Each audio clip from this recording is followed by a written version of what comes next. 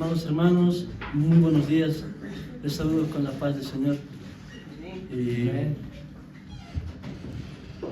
Bueno, hermanos, el día de hoy tenemos la continuación de nuestro estudio bíblico que estamos llevando. Es el libro de 1 Corintios. Voy a invitar que nos podamos poner de pie. Abrimos nuestras Biblias en el libro de 1 Corintios, capítulo 4, versículos 1 al 5.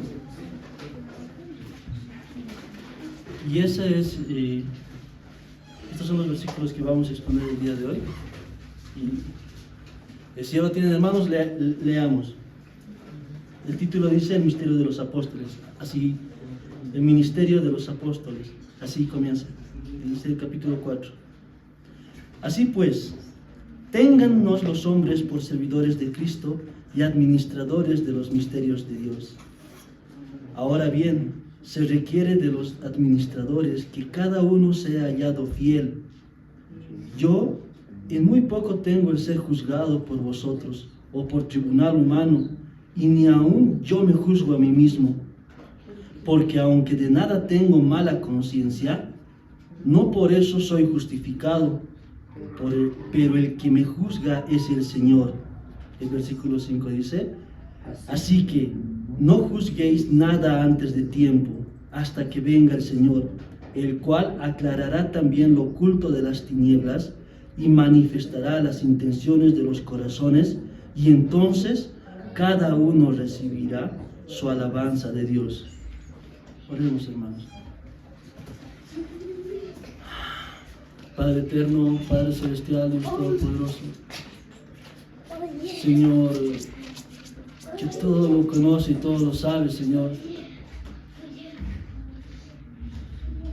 Padre, a ti te oramos una vez más. Nos acercamos a ti humillados. Nos acercamos a ti rotos, Señor. Porque, Padre, nada bueno hay en nosotros. Señor, hemos pecado momento a momento, instante a instante, Señor. Mas tú has tenido gracia con nosotros. Aún, Señor, en nuestras debilidades, tú te has enaltecido todo el tiempo, Señor. Aún, Señor, con nuestras tribulaciones, tú nos has sostenido para que lleguemos a este momento. Gracias, Padre, eres fiel con nosotros. El día de hoy es parte de eso, Señor, de tu fidelidad con nosotros, de permitirnos reunir, de permitir estar acá, Señor, aunque no lo merezcamos, Padre. Señor, tú conoces nuestros corazones, tú conoces nuestras intenciones, nuestros pensamientos. Te rogamos, Señor, ayúdanos a escuchar tu voz. Padre, aquí soy yo, un pecador más. Un hombre no merecedor de tu gracia, Señor, pero feliz y gozoso por haber sido encontrado, Señor. Padre, te ruego que todo orgullo, todo conocimiento mengue, Señor. Que podamos acercarnos a ti sinceramente, Señor. En mi corazón, Señor, apaga todo ego, todo orgullo, Señor. Enaltece tu Hijo. Que tu Hijo se exalte, Padre. Ruego, Señor, ten misericordia de mí y ten misericordia, Padre, de mis hermanos. Que cada uno de sus corazones esté dispuesto a entender tus verdades, Señor. Que cada uno de ellos también abra su corazón, Señor, para escucharte. Aquello que tú has preparado, aquello que tú has provisto el día de hoy, Señor. Te encomendamos este día, Señor, en tus manos, nuestras vidas en tus manos. Que tu Espíritu, Señor, brote en nuestros corazones, Señor. Nos alegre el recibir tu palabra, Gracias, Señor, por este día, por esta oportunidad, Padre. Te oramos. Todo esto te lo pedí, pidiéndote, Señor, en los méritos de tu Hijo amado, nuestro Señor Jesucristo.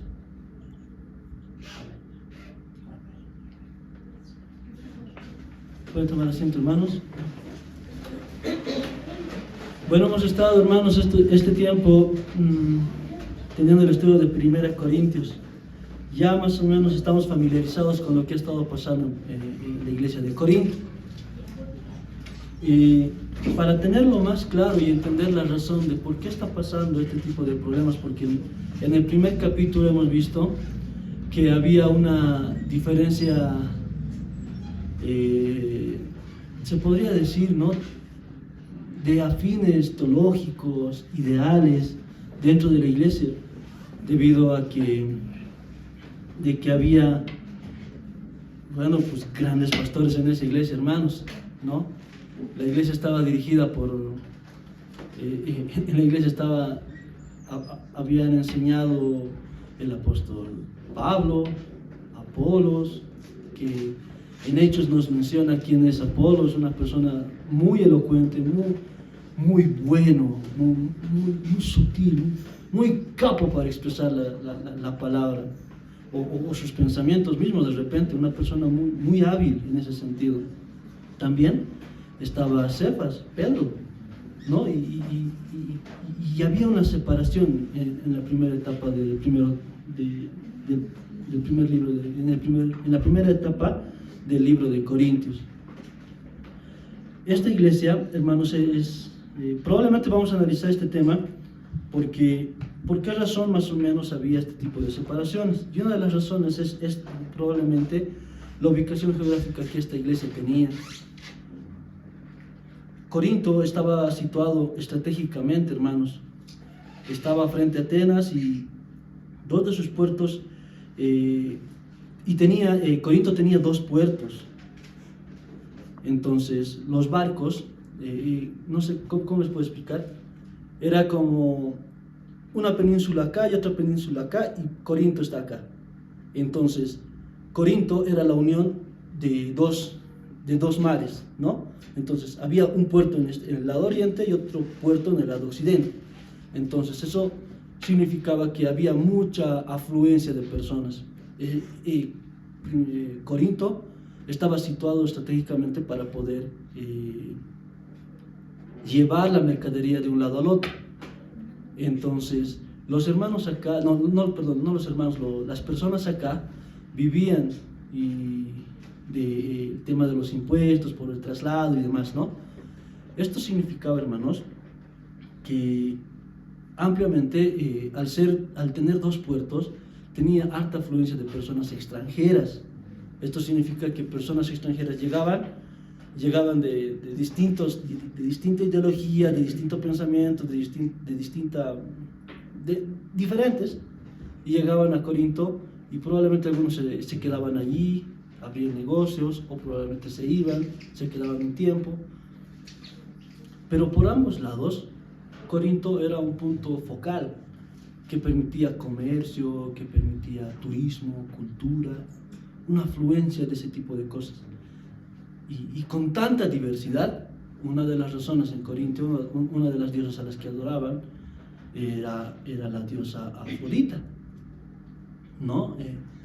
La diosa de la fertilidad. Por eso, después en 1 Corintios, más adelante vamos a ir viendo cómo el apóstol Pablo va diciéndoles a los hermanos: aléjense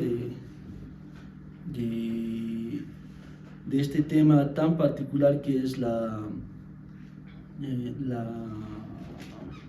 inmoralidad sexual. Apártense, les dice, y les repite varias veces, ¿no? Y obviamente, ¿por qué? Porque podemos entender por qué razón Pablo se dirige de esa manera, porque es un lugar donde hay mucho marinero, ¿no? Muchas personas, muchos varones, muchos hombres, una situación complicada. Pero entendiendo que es un lugar así estratégico, hermanos, con tanta diversidad, probablemente entendemos por qué razón hay esa diferencia de pensamiento, porque la iglesia de Corinto estaba constituida no solo por hermanos judíos, no solo por ellos, sino había personas esclavas, hermanos muy ricos. Había una diferencia estructural, económica, social, muy marcada en la iglesia. Aún así, esta ha sido una de las razones por la que el apóstol Pablo también amaba mucho esta iglesia. A tal punto de que en 1 Corintios, más adelante, vamos a ver en los capítulos 5 en adelante, cómo el apóstol Pablo se representa con esta iglesia como si fuera un padre para ellos. Tiene un sentimiento especial, particular, por esta iglesia. Por eso también el apóstol Pablo hace el esfuerzo, viaja 3 veces hasta este pueblo, hasta esta iglesia, perdón. Ahora, en este sentido, hermanos, nosotros hemos entendido ya, comprendiendo que en el primer capítulo, Chloe y su familia se habían comunicado con Pablo para informarle de algunos asuntos particulares que estaban pasando en la iglesia. En el capítulo 7 podemos ver cómo también la iglesia hace llegar una carta a Pablo, y también, hermanos, les expresa diferentes necesidades y situaciones que la iglesia estaba pasando. Y probablemente también nos ha sido respaldado también por la visita de tres hermanos de la iglesia de Corinto que visitan a Pablo después, ¿no? Y tal vez ellos también han estado en esta posición de poder dar algunos detalles más. Y esas han sido las razones por las que Pablo decide escribir esta epístola. Hay una necesidad particular dentro de esta iglesia. Entonces,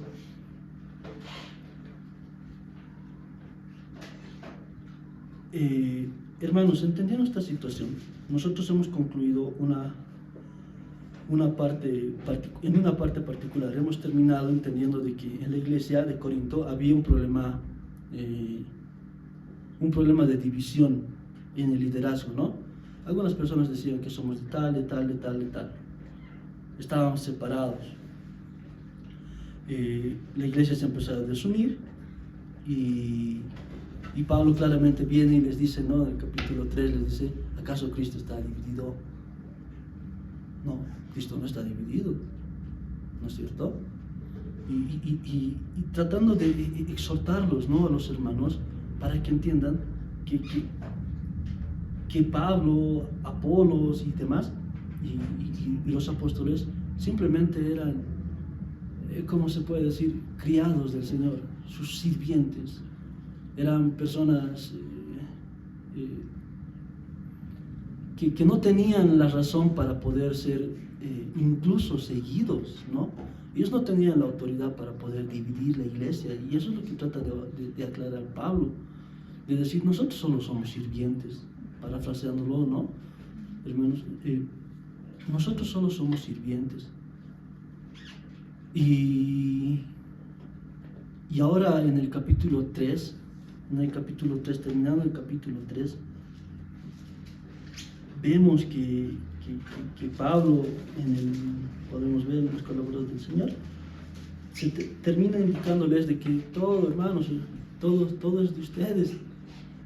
Todo lo que ven nosotros, los servidores, las personas, lo que ven, el día, la muerte, todo es de ustedes. Pero ustedes son de Cristo y Cristo es de Dios. No se olviden, no son independientes, son dependientes. Entonces,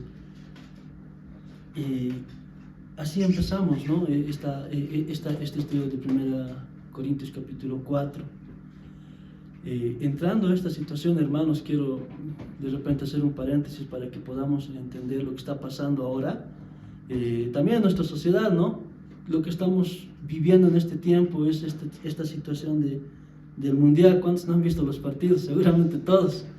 La otra vez, el día viernes, teníamos una reunión con los varones y muchos varones han debido estar ocupados con el partido, que no está bien.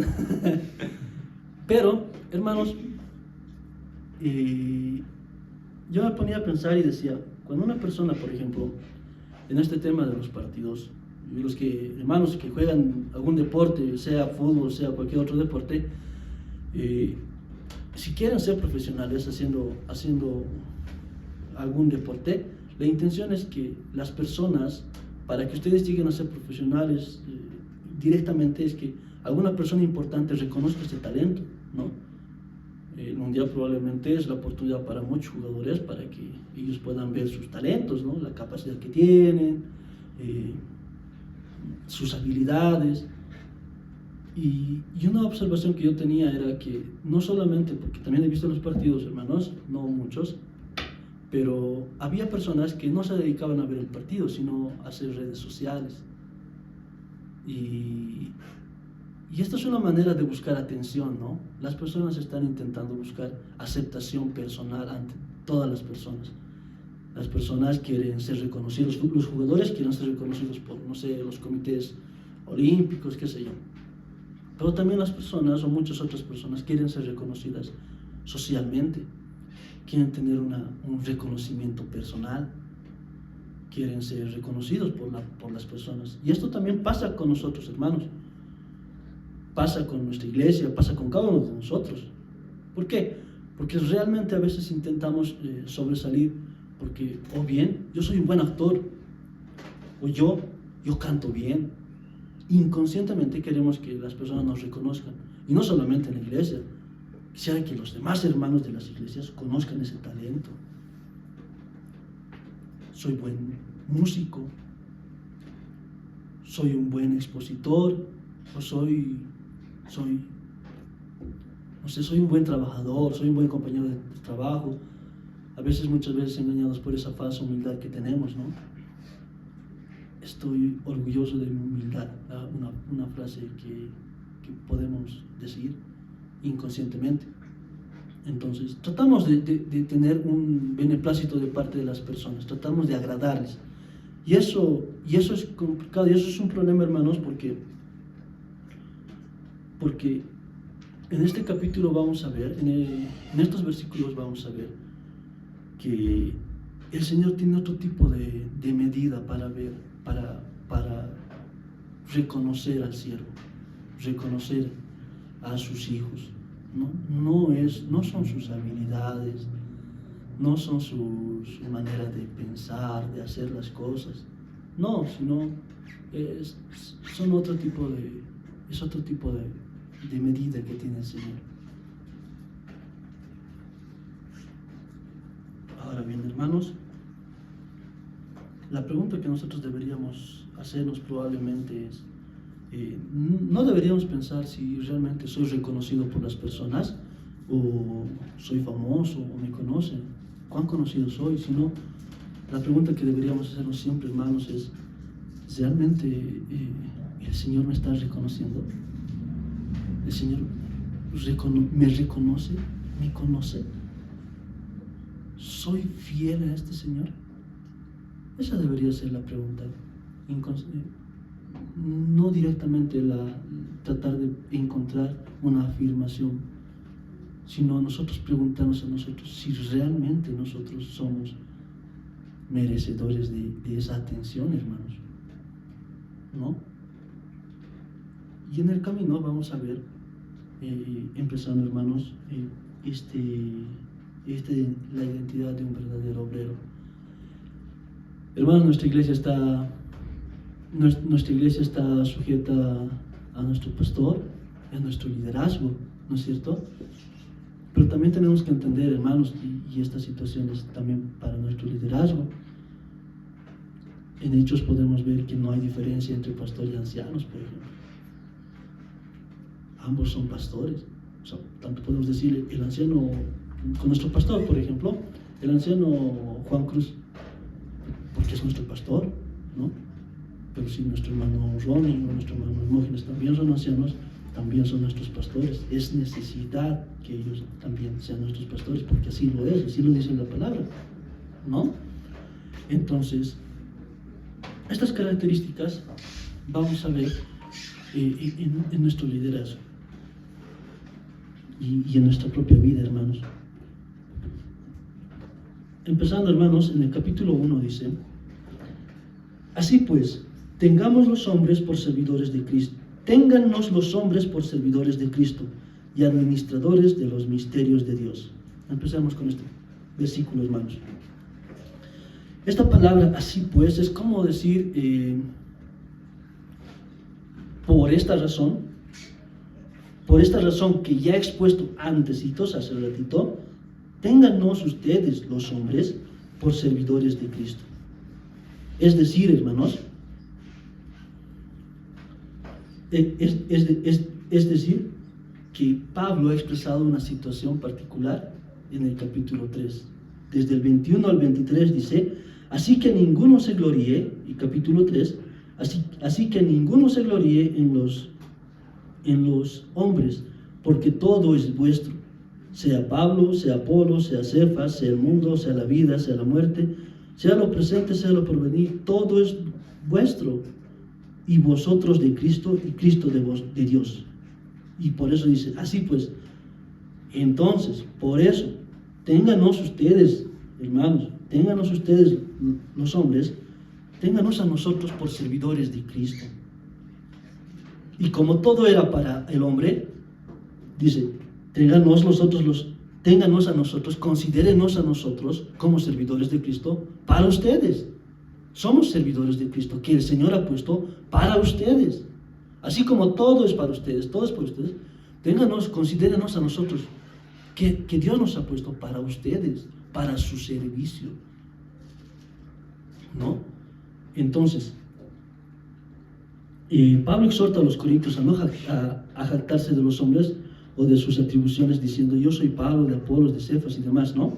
Introduce esta palabra que les decía, así que. Esta palabra, así pues, ¿no? En otra traducción dice así pues, también, hermanos, hace esa referencia, hace aclarar de que Pablo, Cefas, Apolos, solo son colaboradores de Cristo.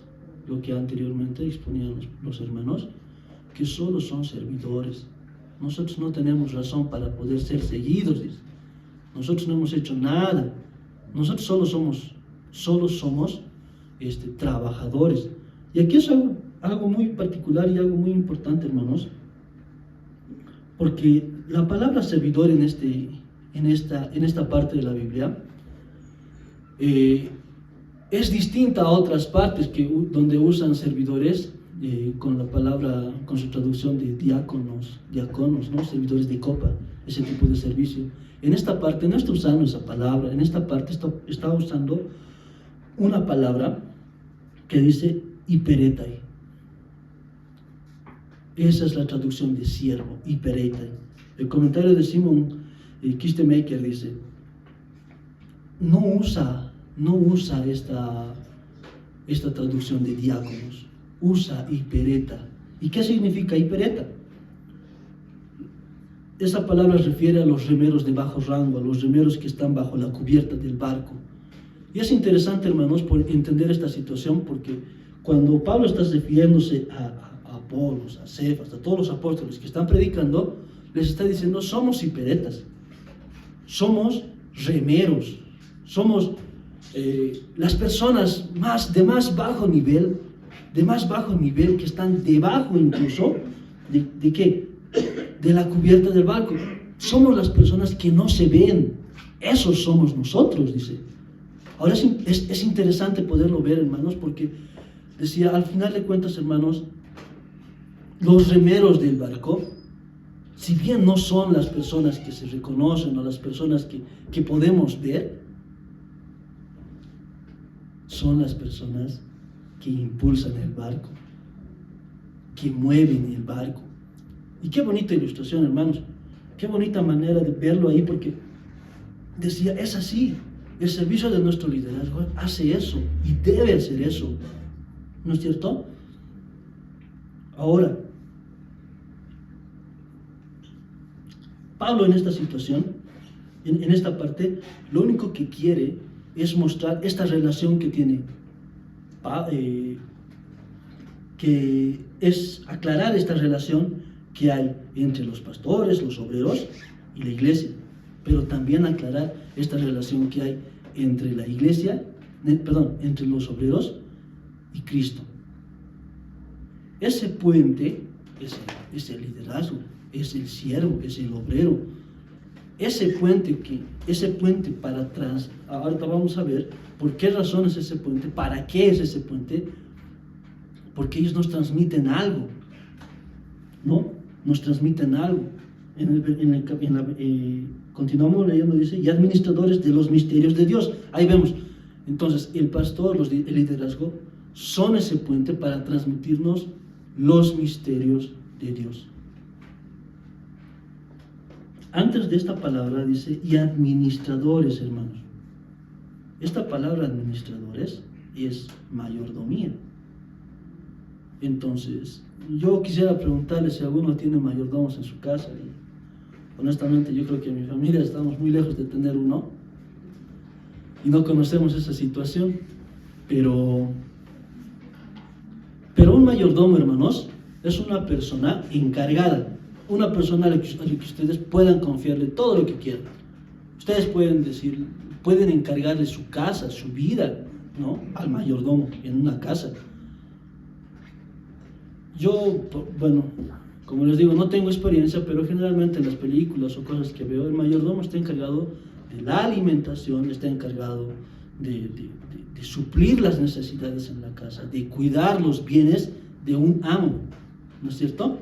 Y muchas veces, hermanos, este mayordomo no se lleva bien con algunos familiares de la casa. A veces pasa eso, ¿no es cierto? Pasa que el mayordomo no se lleva bien. O a algún familiar no le gusta cómo actúa o cómo administra este mayordomo su casa. O no estamos de acuerdo. O porque no nos agrada simplemente, o por distintas razones. O incluso este mayordomo tampoco tiene una relación eficaz, directa, sincera con sus otros compañeros de trabajo, con los otros empleados de la casa. Muchos empleados no se llevan bien con él. ¿Por qué? Porque él hace de una manera. Puede hacerlo bien o puede hacerlo mal. El que lo haga mal va a determinar que este mayordomo salga de su trabajo, pierda su empleo, ¿no es cierto? Pero si es un mayordomo fiel, hermanos, este mayordomo, aunque no les guste, aunque a su compañero no le guste, que tiene que llegar a la hora, tiene que decirle que tiene que cumplir sus horarios, que tiene que ser responsable con sus actividades, aunque no le guste, este mayordomo, si cumple esa función correctamente, está siendo un buen mayordomo, ¿no es cierto? Eso es lo que nosotros generalmente, en todos los que tienen trabajos, dan trabajo a alguien o son trabajadores, se espera de cada uno, hermanos, ¿no es cierto? Esperamos que las demás personas cumplan con sus responsabilidades. Y muchas veces como cristianos nosotros cumplimos esa labor también, ¿no? De tratar de hacer lo correcto aunque las demás personas se enojen con nosotros. En esta casa, en este hogar que es nuestra iglesia, así debe suceder. El liderazgo, indistintamente de lo que pase con los demás compañeros o hermanos en la iglesia, debe ser firme, debe ser consistente, debe cumplir lo que el Señor le manda, lo que su amo le demanda, porque ese es el contrato que tiene el liderazgo. El mayordomo no está para cumplir el beneficio de sus compañeros de trabajo, ¿no? No está para suplir las necesidades de ellos o quitar la comida que se ha designado para el hogar para poderle dar a los hermanos. No, tiene que hacer lo correcto porque así es su trabajo. Por eso es el mayordomo, si no, no lo fuera.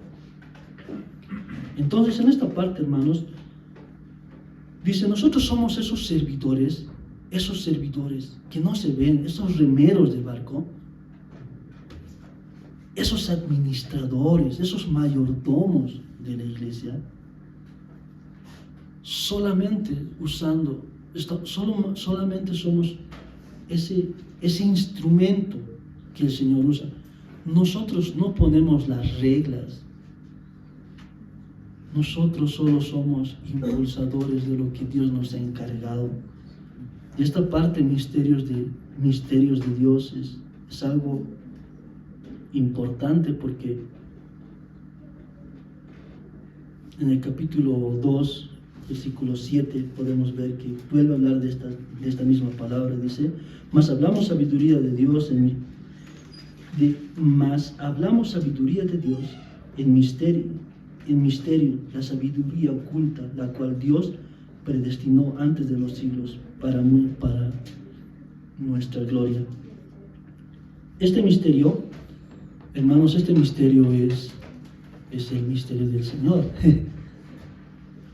Es la revelación especial que el Señor tiene con nosotros, la revelación que el Señor da al creyente cuando lo elige, cuando lo encuentra, cuando lo rescata, hermanos. Entonces, en el versículo 1, así pues, téngannos los hombres como servidores de Cristo. Solo somos ese servidor mínimo que está encargado de administrar las cosas espirituales en la iglesia, las cosas espirituales dentro de nuestra comunidad, ¿no es cierto? ¿Para qué? Para que podamos llevar esos misterios, para que el Señor les muestre a cada uno de los hermanos esos misterios, les revele ese conocimiento de la magnífica vida, muerte, resurrección de nuestro Señor Jesucristo. La única manera en la que podamos nosotros entender, hermanos, que el Señor es Dios, el Señor uno es, el Señor es hecho hombre y es Dios mismo, y el Señor ha muerto por ti y se ha sacrificado, y todo eso, hermanos. La única manera que podamos entender eso es porque el Señor, Dios ha permitido esa revelación en nuestros corazones, nos ha abierto los ojos, la penumbra de nuestro corazón, ¿no? Eso nos ha abierto. Y esa es la labor de nuestro liderazgo. Ahora, no solamente de los pastores, hermano. Poco a poco voy comprendiendo de que la responsabilidad no solamente es del pastor, hermanos. Muchas veces nosotros, ¿sabes qué hacemos? Traemos una visita y queremos decirle: el pastor tiene que hablar, el pastor tiene que decir. Es que el pastor, pues, bonito, nos lavamos las manos, hermanos. Pero nosotros, ¿acaso no hemos sido restaurados? ¿Acaso el Señor no ha tocado nuestras vidas? ¿Acaso el Señor no ha puesto amor, pasión por su palabra? No. Hermanos, somos muy débiles en ese sentido, muy frágiles, delegando responsabilidades que también nos llegan a competir. Hermanos, deberíamos ser como aquel niño que nunca, esa persona que nunca ha comido, que tiene pan y ¿saben qué? Tengo comida. Lleva a sus compañeros, a sus amigos, y en algún momento yo hablaba con mis tíos, familiares y demás, me contaba la situación que ellos vivían cuando eran niños. Pero cuando alguien llegaba con comidita o algún alimento, llamaba a sus amigos y les decía: che, tengo esto llegado, compartiremos, mira lo que tengo, mira esto. Esa es la actitud que deberíamos tener como creyentes, hermanos, y no lo tenemos.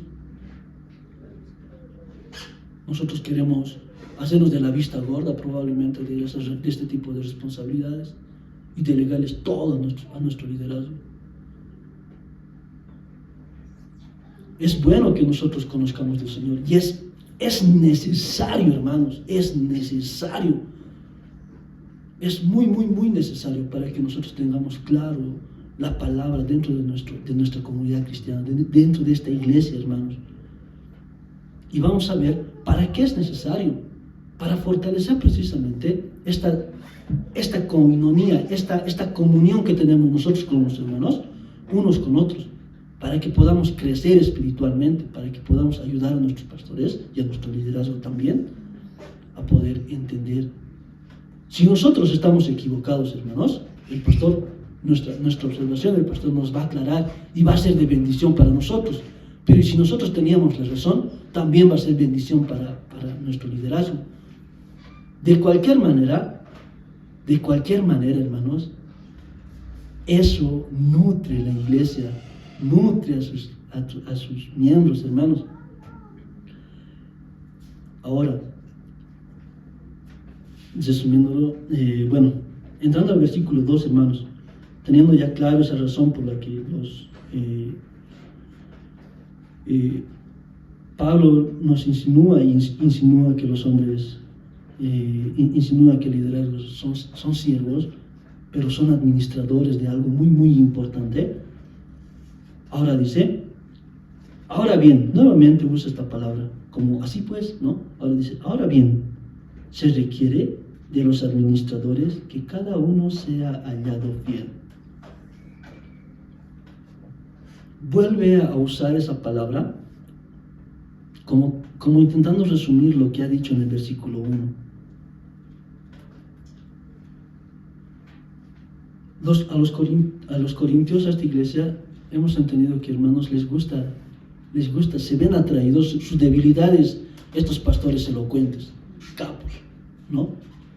Conocemos, hermanos, probablemente que se expresan muy bien, que hablan, tienen una capacidad de convencimiento fatal, muy buena, ¿no? Entonces, y muchos hermanos se exigen pues a eso, y es lo que pasaba en Corinto. Algunos hermanos decían, no, pero es que el pastor pues, habla bien, el pastor me hace llegar aquí al corazón, el pastor me convence, ese pastor dice, habla.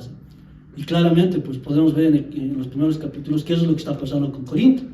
Los hermanos se están dejando llevar por Apolos, otros dicen por Cefas, otro por Pablo. Y algo que también quiero enfatizar, hermanos, es que esta iglesia también decía, nosotros somos de Cristo. Por un lado todos somos de Cristo y está bien, pero por otro lado estaba mal que ellos pues traigan la comparación de Pablo, Cefas, Apolos y lo bajen a Cristo a ese mismo nivel para compararse, ¿no? Eso estaba mal. Definitivamente cualquiera de esas afirmaciones no estaba bien. Entonces este ha sido un problema particular de esta iglesia. La iglesia está sabiendo como que escoger a sus predicadores, ¿ya? Esa ha sido la raíz por la que estos hermanos se están dividiendo.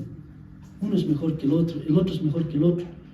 Pero aquí Pablo les aclara y les dice, no, la elocuencia, la manera de pensar, de expresarse o el conocimiento no es la raíz. No es la raíz. La raíz es su fidelidad. Lo que nos dice aquí, estos administradores dice, primero, administradores, eso quisiera que veamos. Ahora bien, se requiere de los administradores, habla en plural, que el equipo que tengo, mis colegas, ¿no? Cefas, Apolos, ellos, que cada uno, vuelve a lo singular, que cada uno sea hallado fiel. No es una fidelidad que las personas reconozcan socialmente, digan, estos hermanos realmente manejan bien la iglesia, estos hermanos realmente no.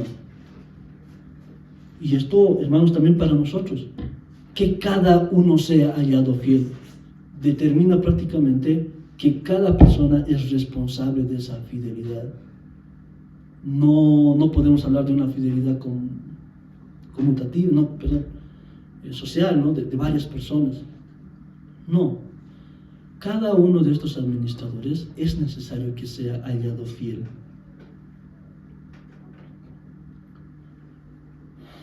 Ahora, esto podemos verlo en 1 Pedro 4:10, porque dice, porque la fidelidad no depende de la unión de líderes, sino de manera independiente. Veamos qué dice 1 Pedro. 1 Pedro 4:10 dice, cada uno según el don que ha recibido, ministrelo a los otros como buenos administradores de la multiforme gracia de Dios, cada uno según el don que recibió. Es independiente esa fidelidad que Pablo está exigiendo, ¿no? Ahora, vamos a entrar a una parte muy particular, porque esta parte dice: yo en poco tengo el ser juzgado, en versículo 3 dice: yo en muy poco tengo el ser juzgado por vosotros o por tribunal humano, y ni aún yo me juzgo a mí mismo. Yo en muy poco tengo el ser juzgado por vosotros. No es que Pablo sea arrogante, hermanos. No es que él diga: no, yo no puedo ser, ¿cómo se dice? No puedo ser observado, no puede ser que los hermanos me objeten las cosas, ¿no? Más bien, Pablo está demostrando un grado de humildad en este versículo, como fiel mayordomo que refrena cualquier interés personal. Pablo se juzga con modestia. Pablo no se molestaba cuando la gente lo criticaba, hermanos. Él sabía a quién servía. Y sabemos bien cómo lo han criticado, cómo lo han agarrado, cómo lo han molestado, ¿no? Sabemos desde un inicio. Pero eso no le importaba. Aún así hubiera sido de repente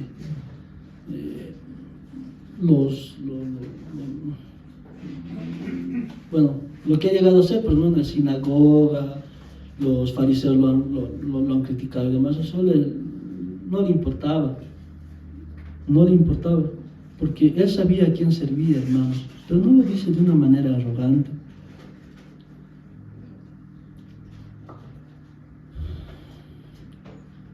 Porque lo que él entendía acá, hermanos, era que para él ser hallado fiel era más importante que su amo reconozca. Dios tenía que reconocer esa fidelidad en él, y eso es lo que le importaba. Por eso dice: no es que me importe, parafraseándolo, hermanos, no es que me importe, no me importa mucho que las personas me juzguen, o que las personas se acerquen a criticarme, ¿no? Pero dice: y ni aún yo me juzgo a mí mismo. Aquí entendemos por qué razón no es arrogante Pablo, porque él entiende su condición como pecador. Él entiende que ni siquiera él mismo puede confiar en su propio juicio. Él no entiende, él dice: yo ni siquiera puedo decir que yo soy bueno, ¿no? O sea, ni siquiera confío en mí mismo. En otras palabras, está diciendo Pablo, ni siquiera confío en lo que yo pienso. Tampoco no me interesa qué van a pensar las demás personas, porque yo voy a decir la verdad. Y esa es la actitud que el pastor, el liderazgo y todos nosotros debemos tener, hermanos. El liderazgo no está para cumplir y satisfacer las necesidades de los hermanos, para complacerlos. Muchos hermanos dicen: ¿saben qué, hermanos? Pastor, ¿qué hay aquí? Algo, no sé, hagamos este tipo de actividad porque a los hermanos les gusta. O a estos hermanos: hermano, yo he visto en mi otra iglesia que esto pasa, esto hacen, bien les va, esto haremos, dicen los hermanos. Y el pastor o el liderazgo dice: sí, eso quieren los hermanos, les daremos. Y no es así. No es así, hermanos. Debemos recordar que yo en muy poco tengo el ser juzgado por vosotros o por tribunal humano, y ni aún yo me juzgo a mí mismo. ¿Por qué? Porque sé que mi conciencia, que mi razonamiento, mi pensamiento no es correcto. Lo único que tengo que hacer es volver a lo que dice más antes: ser un buen administrador que se pueda hallar fiel ante el Señor. Porque el que juzga y levanta el juicio, hermanos, es el Señor Jesucristo mismo. Vamos a verlo después, esta parte, pero Cristo va a ser el que va a hallarnos, va va a encontrar las falencias en nuestra vida, hermanos. Pablo entendía esto, entendía que sí, es probable que yo no, es muy probable, estoy seguro que ni mis pensamientos son correctos. Y va a aclarar esta situación después, porque va a decir en el versículo 4, hermanos, porque aunque de nada tengo mala conciencia, no por eso soy justificado, pero el que me juzga es el Señor. Ahí lo tenemos. Ahí está la aclaración del por qué Pablo no compadece ante las personas. ¿Ya? Ahora, hermanos, esta parte es muy, muy, muy delicada, porque dice, un comentario de Albert Bengel dice, aquel cuya conciencia le acusa ya está condenando su propia causa. Pablo está diciendo, mi propia conciencia me puede delatar, ni siquiera yo estoy seguro que mi conciencia misma me pueda ayudar en el tribunal. Un ejemplo de esta frase que les vuelvo a leer, aquel cuya conciencia le acusa ya está condenado su propia causa. Berger resalta la gravedad del pecado y la incapacidad humana. La única solución es mirar la buena obra de nuestro Señor Jesucristo. ¿Ya, hermanos? Pero como ejemplo para que entendamos esta parte, es como si Pablo estuviera diciendo, bueno, en este ejemplo, imagínense que ustedes tienen un problema judicial, hermanos. Están en el juzgado, bueno, no sé si en el juzgado o en la corte, no sé muy bien esa parte, pero el juez pide un testigo para que tú seas libre. Y tú estás muy seguro, muy seguro de que ese testigo es tu compañero, tu cuate, tu hermano, tu familia, quien sea, que va a decir, a favor tuyo, va a decir, sí, el Justin no quería hacer eso. Vas a ese tribunal, hermanos, vas a ese tribunal, tu testigo sube y tu testigo dice, no, yo le he visto hacer eso a Justin. Realmente quería robar, yo le he visto.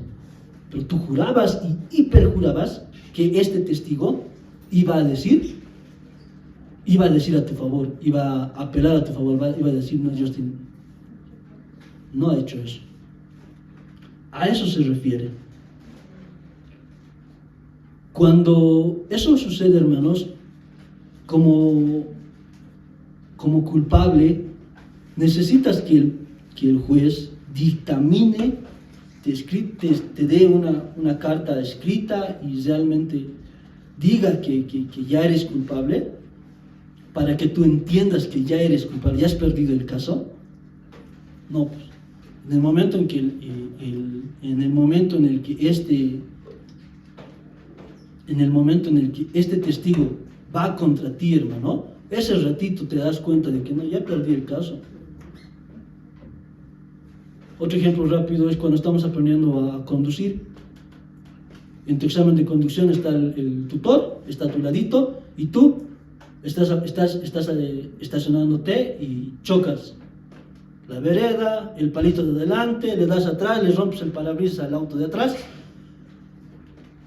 Antes de que el profesor te diga, estás reprobado, sabes que ya estás reprobado. No es necesario que el profesor te diga que ya has reprobado, ¿ve? No, ya sabemos que estamos reprobados. De esa manera, hermanos, nuestra actitud de esa manera se muestra. Nuestra conciencia es la que nos va a traicionar probablemente. Va a decir la verdad.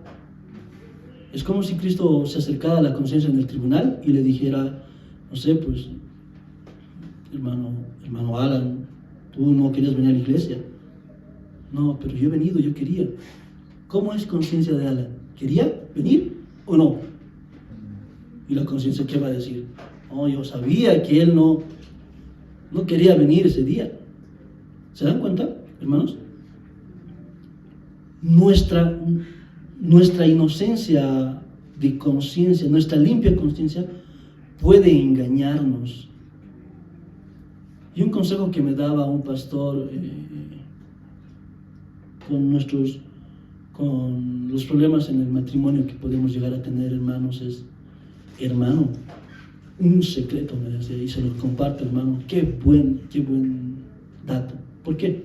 Porque cuando tenemos problemas en el matrimonio, y esto creo que aplica con todo, hermano, en el matrimonio o en cualquier situación, debemos afrontarlo con la verdad de nuestra conciencia. Es decir, ¿por qué no has hablado con tu esposa? O sea, ¿por qué no le he respondido? ¿O por qué le he dicho tal cosa? Deberíamos afrontar realmente las intenciones que tenemos. ¿Sabes, amor? Perdóname, porque mi verdadera intención era que te sientas mal, que te sientas culpable porque me has hecho atrasar. Por eso te he tratado así. Mi verdadera intención era esta. Y eso es lo que nos falta, hermanos. ¿Por qué? Porque disfrazamos realmente nuestras verdaderas intenciones. Porque no escuchamos a la conciencia lo que el Señor hace en nuestra vida. Esa voz que nos dice: estás haciendo mal, Justin. No está bien que tú seas impaciente, o no está bien que tú respondas de esta manera. No está bien eso. Este autor, Kistemaker, decía: realmente ustedes pueden pararse, llegar de noche y decir: realmente he hecho todo bien, no me he equivocado hoy día. ¿Realmente pueden hacer eso? ¿Realmente pueden mirarse al espejo, a los ojos, y decir: hermano, tú has ido al minibús y te has discutido con el chofer porque te ha cobrado más? No, yo he defendido mi derecho de que unos 50 pasajes, un peso, dos bolivianos, ¿no? He discutido, le he dicho sus verdades, ¿no? ¿Podríamos sentirnos bien, honestamente? ¿O deberíamos entrar y decir: realmente, aunque él estaba siendo injusto, yo podía haberlo hablado con amor, no podía haber reaccionado de esta manera? ¿No es cierto? Podía haberlo dicho de otra manera, podría haber actuado de esta otra manera. Nuestra conciencia es la que nos delata, hermanos. Y Pablo dice: porque aunque de nada tengo mala conciencia, no por eso soy justificado, porque estoy consciente de que esta buena conciencia, de que el mismo hecho de que yo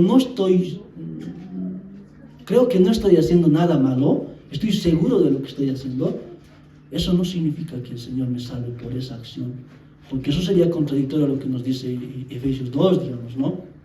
Que habla sobre la gracia, la salvación por gracia y no por obras. O lo que también nos dice, ¿no? Tito 3, 5. Hermanos, hay ocasiones en que realmente no nos conocemos a nosotros mismos, y esto quiero enfatizar. Puede haber una línea muy fina, muy delgadita, una separación muy pequeña entre la limpia conciencia, entre tu conciencia limpia y una actitud de autojustificación.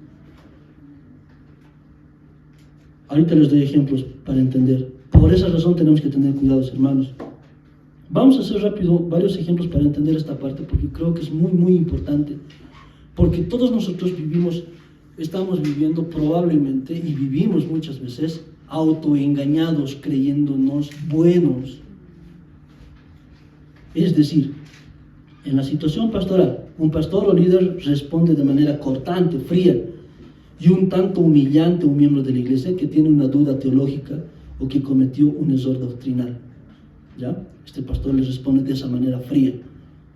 Entonces, la ilusión de limpia conciencia para el pastor es: el pastor se va a la casa tranquilo, duerme en paz, porque piensa lo siguiente: he cumplido mi deber, defendí la verdad y no negocié la sana doctrina, mi conciencia está limpia ante Dios, no me he dejado quebrantar, ¿no?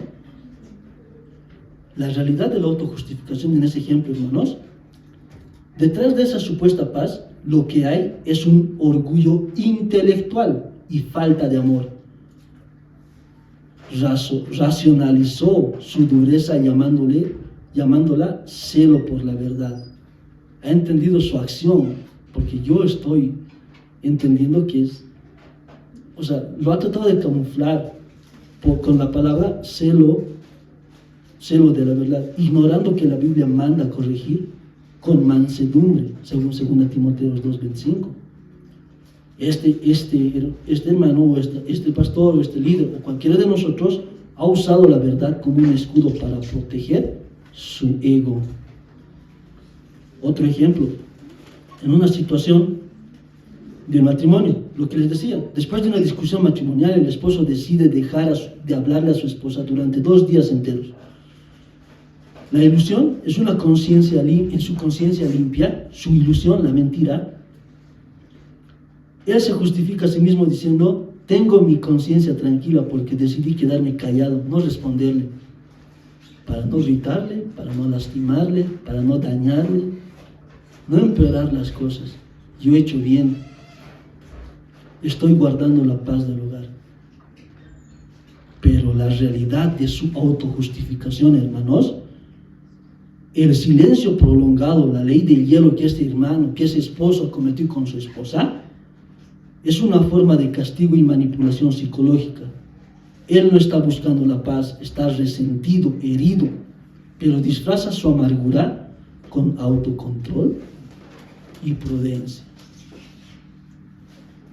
Ven, hermanos, que puede ser que nosotros podamos engañarnos, dejarnos engañar. Es muy pequeña esa brecha en la que nosotros creemos hacer el bien, pero no lo estamos haciendo, porque nuestra conciencia nos va a delatar, nos dice: esto no está bien. Hay algo allí. Y aquí en la iglesia, hermanos, bueno, con este ejemplo más rápido, en una situación laboral, un creyente es perezoso en su empleo, llega tarde, entrega los reportes a medias y finalmente lo despiden. No es una persona responsable este creyente, esta persona. ¿Sabes qué es lo que va a decir en su ilusión de su conciencia limpia? Va a decir: el domingo voy a ir a la iglesia, cambiadito, con camisita, con corbatita, con trajecito, y va a decir: tengo paz en mi corazón. Dios da y Dios quita. Sé que las cosas cooperan para mi bien y que esto es una prueba de mi fe. Hermanos, se escucha muy espiritual, ¿no ve? Hasta se escucha bien. Pero la realidad de esa autojustificación es que este hermano está usando esta maravillosa doctrina de la soberanía de Dios para tapar una propia irresponsabilidad, una falta de ética laboral. No es una prueba espiritual. Eso es una consecuencia directa a su flojera. ¿No es cierto? Pero nosotros, hermanos, somos buenos para disfrazar pues, así las cosas. Y ese es el problema. A eso se refiere. Porque aunque de nada tengo mala conciencia, no por eso soy justificado.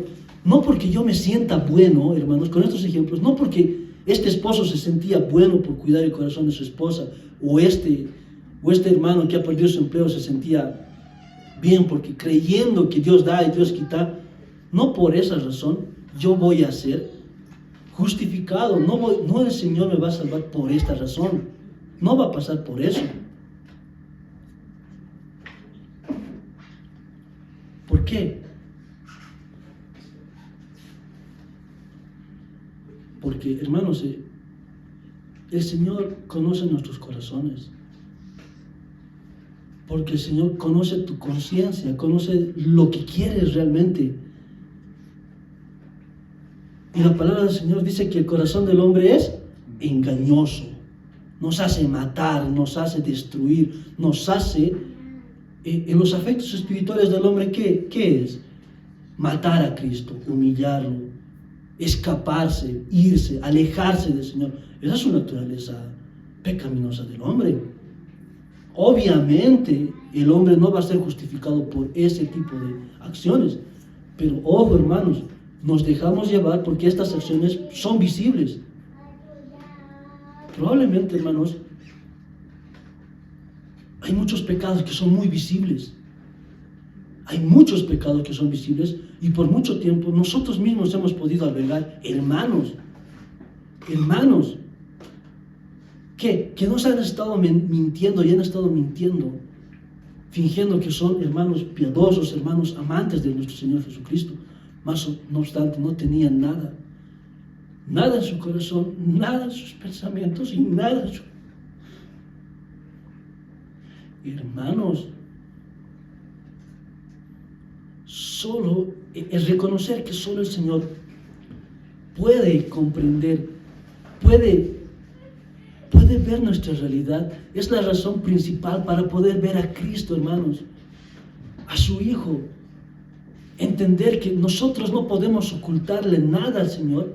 Es la razón por la que nosotros nos acercamos al Señor y decir: Señor, no puedo mentirte, no puedo decirte esto, no puedo ocultarte esto, porque sabes mi corazón, conoces quién soy. Y por eso es bueno, hermanos, qué bueno que el Señor nos vea. Porque conociéndonos, sabiendo esa situación, el Señor se entrega por ti, te viene a buscar, te abraza, te rescata y te restaura. Esa obra divina de Cristo es la que permite, hermanos, que aunque nosotros nos consideremos malos, o ni siquiera aunque nosotros nos consideremos buenos, Dios no nos vea bueno. Cristo se hace el culpable para que Dios nos vea santos, sin mancha. Y un día, hermanos, en la eternidad el Señor Jesucristo va a cumplir esa promesa de presentarnos sin mancha, limpios ante Dios. Gloria al Señor, hermanos, por eso. Continuamos, hermanos, y terminamos. Así que no juzguéis nada antes de tiempo, hasta que venga el Señor, el cual aclarará también lo oculto de las tinieblas y manifestará las intenciones de los corazones. Y entonces cada uno recibirá su alabanza de Dios. Hermanos, la intención aquí de Pablo al escribir esta carta es que los hermanos dejen de juzgar de manera inconsciente probablemente, o intentando hacerse los buenos a nuestro liderazgo también. ¿Por qué? Porque dice: ustedes están juzgando mal, no es competencia de ustedes juzgar. Ahora, esto no quiere decir que los hermanos aquí en la iglesia, nosotros no debemos observar la actitud de nuestros líderes. Eso no dice, hermanos. Precisamente por eso nosotros debemos aprender del Señor, para poder evaluar a nuestro liderazgo en sus actividades cotidianas. Pero al final, hermanos, de todo lo que el liderazgo nos está enseñando, el Señor se va a encargar de determinar quién ha tenido buenas intenciones y quién no. Va a separar de las tinieblas lo bueno y lo malo, va a sacar realmente las verdaderas intenciones. No es competencia nuestra de juzgar a nuestro pastor, a nuestros hermanos predicadores,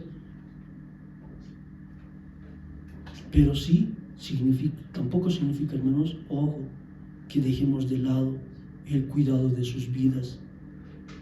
Debemos estar nosotros, hermanos, cuidando de esos que nos traen el pan, hermanos, ayudando también a que ellos corrijan sus errores o nos corrijan a nosotros.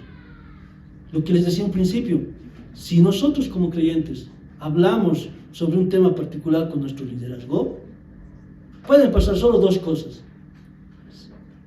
que el pastor o el hermano entienda que está equivocado, y eso le va a hacer crecer espiritualmente. Pero puede ser por el otro lado que nos haga entender que nosotros estábamos equivocados, e igual vamos a crecer espiritualmente. La iglesia siempre se va a fortalecer. Ese juicio es parte del Señor. El Señor se va a encargar de sacar las buenas intenciones de dar a conocer las intenciones verdaderas de cada hermano. Esto va para todos nosotros, hermanos. ¿Por qué? Porque hermano casado, usted es pastor de su casa. Usted es pastor de su casa, es líder de su casa también.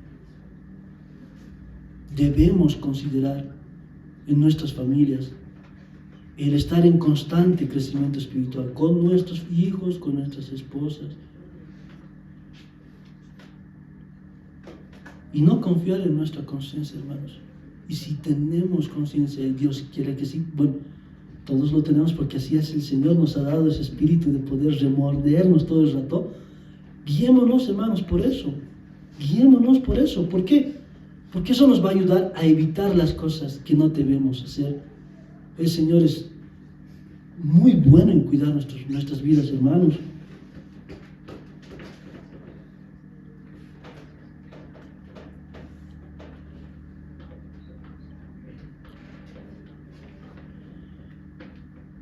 Cuando el pastor o maestro deja de apegarse a la verdad de la palabra de Dios y vive y enseña lo que es contrario a las Escrituras, es la única razón por la que nosotros, los hermanos, la iglesia, debe oponerse al liderazgo. Por eso es importante que ustedes, hermanos, todos nosotros, aprendamos del Señor, porque si no es como, ¿cómo diría? Como una persona, vamos a recibir nomás lo que nos den, sin determinar si es bueno o malo. Vamos a recibir nomás lo que nos enseñan, sin aprender si es